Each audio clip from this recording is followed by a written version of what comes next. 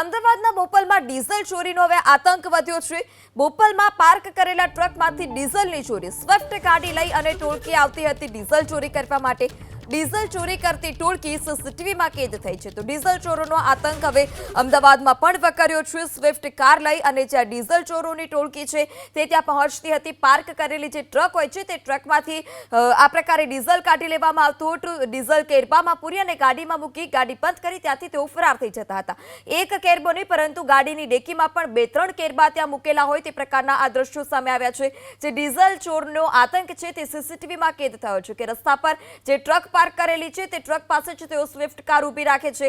જે કેરબા છે એક બાદ એક કેરબા કાઢે છે ડીઝલ ભરી અને કેરબા ગાડીમાં મૂકી અને ત્યાં ઊભા હોય ને વાતચીત કરતા હોય તે પ્રકારના આ સીસીટીવી।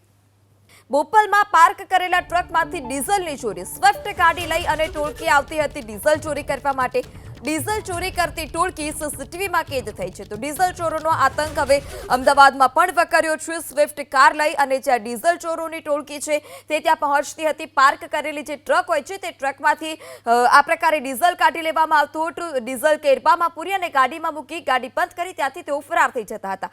એક કેરબો નહીં પરંતુ ગાડીની ડેકીમાં પણ 2-3 કેરબા ત્યાં મૂકેલા હોય તે પ્રકારના આ દ્રશ્યો સામે આવ્યા છે। જે ડીઝલ ચોરનો આતંક છે તે સીસીટીવીમાં કેદ થયો છે કે રસ્તા પર જે ટ્રક પાર્ક કરેલી છે તે ટ્રક પાસે છે તેઓ સ્વિફ્ટ કાર ઊભી રાખે છે। જે કેરબા છે એક બાદ એક કેરબા કાઢે છે ડીઝલ ભરી અને કેરબા ગાડીમાં મૂકી અને ત્યાં ઊભા હોય ને વાતચીત કરતા હોય તે પ્રકારના આ સીસીટીવી।